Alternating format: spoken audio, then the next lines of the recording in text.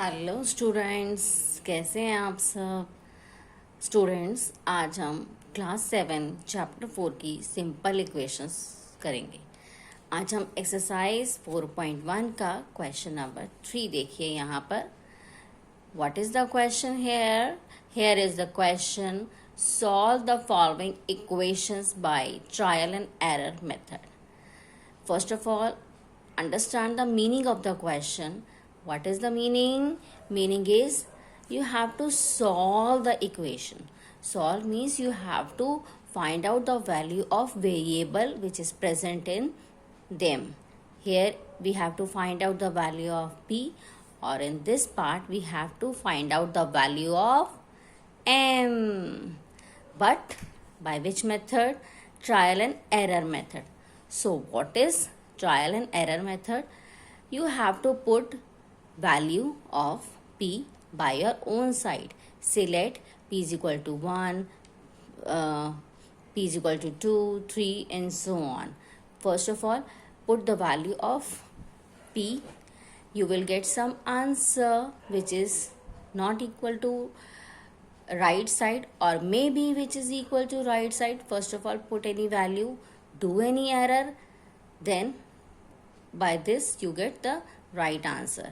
Means student आपको क्या करना है, इसमें आपको इसमें p की वैल्यू फाइंड करनी, वैल्यू पुट करनी है। आपने p की वैल्यू पुट की, हो सकता है वो राइट हैंड साइड की इक्वल ना है, मीन्स आपने क्या कर दिया, आपने एरर कर दिया।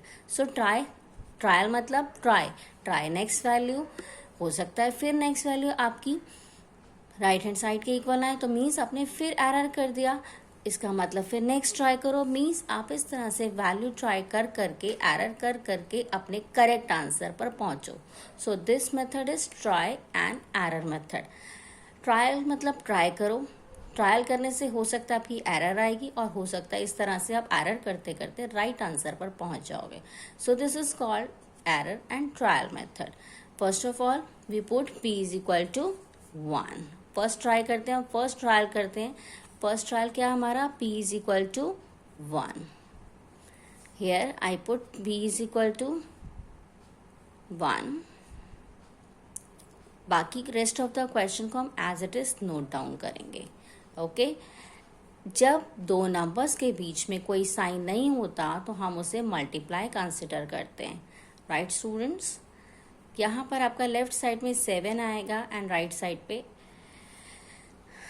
आपका 17 आएगा। सो देखा आपने कि हमने यहाँ पे एक वैल्यू ट्राई करी 1, लेकिन उससे हमारा एरर हुआ, हमारा राइट आंसर नहीं आया। So come to the second trial, let p is equal to 2। p is equal to 2 मैंने पुट किया यहाँ पे like this. 5 to the 10 plus 2 is equal to 17.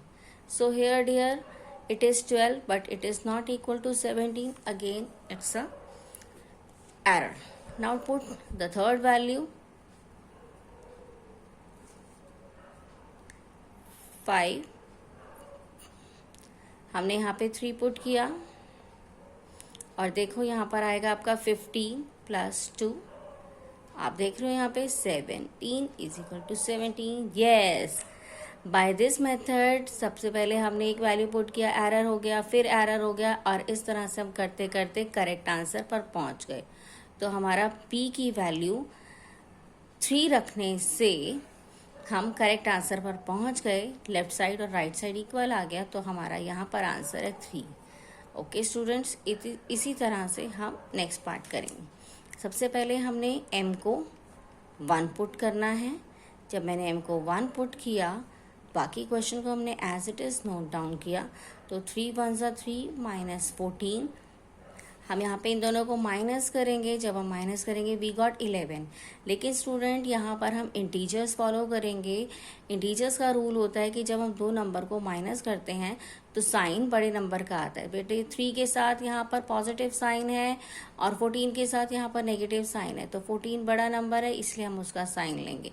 और उसके बाद हमारा आप देखिए यहाँ पे कि आपका लेफ्ट साइड और राइट साइड इक्वल नहीं आ रहा, तो हमारा एरर है। सो नेक्स्ट ट्राई पे चलते हैं। m is equal to 2। यहाँ पे मैंने 3, यहाँ पे 2 पुट किया और इस तरह से यहाँ मेरा आया 6 माइनस 14 इज इक्वल टू 4। अब आप इसको माइनस करेंगे तो आपका 8 आएगा डियर। और साइन अगेन बड़े नंबर का, जब भी हम इंटीजर्स में प्लस करते हैं और माइनस करते हैं तो साइन हमेशा बड़े नंबर का आता है। अब इसको सॉल्व करके -18 आया और राइट साइड पर यहाँ पर है 4, तो अभी हमारा ये करेक्ट आंसर नहीं आया, तो अभी हमें नेक्स्ट ट्रायल करना पड़ेगा। नेक्स्ट ट्रायल में हम m की वैल्यू को 3 पुट करेंगे। हमने m की वैल्यू को यहाँ पर देखिए 3 पुट किया और 3 3 9 माइनस 14 इज इक्वल टू 4। अब आप इसको जब माइनस करोगे यू विल गेट 5 नॉट -5, और ये भी हमारा इक्वल टू नहीं आया, so again it's a error. Come to the next trial, put m is equal to 4, here 3 bracket में 4, यहाँ ब्रैकेट इसलिए लगाते हैं अदरवाइज इट कंसिडर्ड 34, इसलिए हम यहाँ ब्रैकेट भी लगाते हैं। -14 is equal to 4। See student, oh sorry students, देखिए यहाँ पे हम 3 पुट कर चुके हैं। ओके हाँ, right we are right. Next हम पुट करेंगे 4। अब देखिए यहाँ पे इस तरह से अब हम जब 1 2 3 4 पुट कर रहे हैं तो हमारा बार बार कंटिन्यूस एरर आता जा रहा है। तो कई बार ऐसा होता है डियर कि जो राइट आंसर होता है तो वो काफ़ी सीरीज के बाद आता है। तो ऐसे क्वेश्चंस में जब हमें पता हो कि हमारा राइट आंसर कौन सा है तो हम सारी वैल्यूज़ को ना करके यहाँ पर स्किप कर सकते हैं। जैसे स्टूडेंट्स यहाँ पे मुझे पता है कि मेरा राइट आंसर आएगा, देखिए कैसे आता है राइट आंसर, यहाँ पे -14 है। अगर मैं उसको यहाँ पर शिफ्ट कर दूँ तो इट बिकम +14, ये हो जाएगा आपका 18 और ये जो 3m है 3 मल्टीप्लाई में तो वहाँ शिफ्ट होकर डिवाइड में जाएगा, तो 18 डिवाइडेड बाय 3 आप करोगे तो 6 मीन्स 6 रखने से यहाँ पर राइट आंसर आएगा। तो ज़रूरी नहीं है कि हम ट्रायल कंटिन्यू करते जाएं जब तक हमें राइट आंसर्स ना मिले। हम 1 या 2 ट्रायल के बाद अपने राइट आंसर्स को दिखा सकते हैं अगर हमें पता है तो। ठीक है स्टूडेंट्स, ये मैंने पुट किया 6 यहाँ पर और ये आया 18 माइनस 14 इज इक्वल टू 4। सो यहाँ पे देखा आपने 4 इज इक्वल टू 4। नाउ आप देख रहे हो कि मेरा लेफ्ट साइड और राइट साइड सेम आ गया यहाँ पर। सो आंसर इज m की वैल्यू को 6 रखने से हम करेक्ट आंसर पर पहुँच गए, means m is equal to 6। Okay student, hope आपको ये समझ आ गया होगा। Now come to the next question, question number 4। Students यहाँ पे क्वेश्चन नंबर 4 में क्या है, राइट इक्वेशंस। आपको इक्वेशंस लिखनी है इन स्टेटमेंट्स के लिए। फर्स्ट स्टेटमेंट देखो बेटा, the sum of the number x and 4 is 9, कि 2 नंबर्स हैं, एक x और एक 4, दोनों का सम 9 है। अगर मैं आपको बोलूँ 2 नंबर्स को सम करो, एक x और एक 4, सम के लिए हम बीच में we put plus sign between them और यू हैव आंसर। आंसर हम कैसे लिखते हैं, इक्वल टू के बाद लिखते हैं। हमेशा ध्यान रखना इसमें इक्वल टू आता है इसके बदले। यहाँ पे इस तरह से इक्वेशन बन गई x + 4 is equal to 9। Now come to second part, 2 subtracted from y is 8। यहाँ पे क्या कह रहे हैं वो कि 2 को अगर हम सब्ट्रैक्ट करें फ्रॉम y में से तो हमें मिलेगा 8। तो यहाँ पे हम माइनस करते हैं, लेकिन माइनस करते वक्त ये ध्यान रखना है कि 2 पहले लिखना है या y पहले लिखना है। तो बेटे जहाँ फ्रॉम होता है उसके बाद जो नंबर होता है वो हम पहले लिखते हैं, क्योंकि हमें 2 को सब्ट्रैक्ट करना है y में से। जिस में से सब्ट्रैक्ट करना है वो पहले आएगा। ये सब्ट्रैक्ट का साइन आपका ये माइनस किया और your answer must be 8। Next students, 10 times a is 70। 10 times मतलब मल्टीप्लाई, 10 को a से मल्टीप्लाई करो 10 को a से मैंने मल्टीप्लाई किया, मेरा आंसर मतलब इज इक्वल टू मतलब इज इक्वल टू 70। हम स्टूडेंट्स मल्टीप्लाई का साइन स्किप कर सकते हैं और यहाँ पे सीधा 10a भी लिख सकते हैं। Next part, the number b divided by 5 gives 6। Divide में अपॉन का साइन आता है, मीन्स फ्रैक्शन बनता है। लाइक b को हमने डिवाइड करना है तो b is considered as dividend, जो न्यूमरेटर पर आएगा, और डिवाइड करना है हमने 5 से, इट इज डिवाइजर, जो डिनोमिनेटर पे आएगा। Your answer is 6। 3/4 of t, 3/4 of t कितना आना चाहिए? 15। और ऑफ में स्टूडेंट्स मल्टीप्लाई का साइन होता है, और मल्टीप्लाई का साइन हम ओमिट कर सकते हैं, हम उसको बिना साइन दिखाए भी लिख सकते हैं।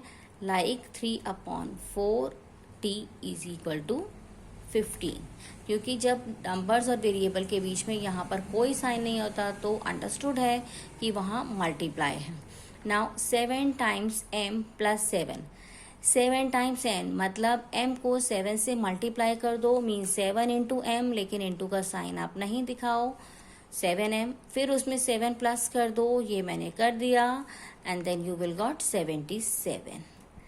Okay student, now come to the next part. 1/4 of a number, 1/4 of a number x, एक नंबर है जिसकी वैल्यू उसने वेरिएबल में बताई है x, -4 गिव्स 4 गिव्स मतलब आंसर। लेकिन यहाँ पर हम ऑफ के बदले मल्टीप्लाई लिखेंगे, और मल्टीप्लाई को हम ओमिट कर सकते हैं उसके साइन को, तो ये कुछ इस तरह से दिखेगी आपकी इक्वेशन, और ये आपका आंसर है। If you take away 6 from 6 time y, yes students, ये टेक अवे करना है। टेक अवे मतलब किसी चीज़ में से निकालना, माइनस करना, किस में से? 6 टाइम y में से। फ्रॉम के बाद जो लिखा होगा वो पहले आएगा। 6 टाइम्स y मतलब 6 इंटू वाई, इंटू का साइन हटा दो तो 6y, इस में से 6 को माइनस करना है, आपका आंसर 60 होना चाहिए। तो ये इस तरह से आपकी इक्वेशन बन गई।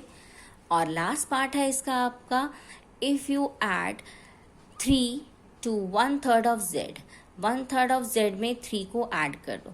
यहाँ पर हम 1/3 1/3 मल्टीप्लाई बाय z, मल्टीप्लाई का साइन हटाएंगे तो 1/3 z प्लस 3 भी लिख सकते हैं। और स्टूडेंट इसके ऑर्डर को हम रिवर्स भी कर सकते हैं, यहाँ पर हम 3 प्लस 1/3 ऑफ z भी लिख सकते हैं, मीन्स 1/3 z प्लस 3 या 3 प्लस 1/3 z। हम ऐड में ऑर्डर को रिवर्स कर सकते हैं, कोई फर्क नहीं पड़ेगा, इट डजंट मैटर। लाइक अगर हम ऐड में 4 + 3 लिखें या 3 + 4 लिखें, this is one and the same thing. So add में ऑर्डर चेंज करने से कोई इफेक्ट नहीं आता, बट सब्ट्रैक्शन में गलत हो जाएगा। सब्ट्रैक्शन में ऑर्डर हमें ध्यान से लिखना होता है। तो यहाँ पर मैं लिख रही हूँ 1/3 z plus 3। Your answer will be dear, ये को फोल्ड में चला गया, it is 30 is equal to 30। So this is the question number 4 we have done.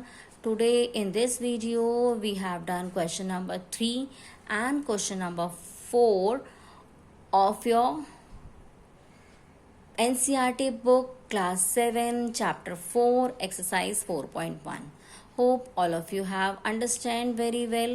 Student, if you like this video, please share with your friends, comment, and if you want any other solutions of any chapter of any class regarding in maths or science subject, then please comment me.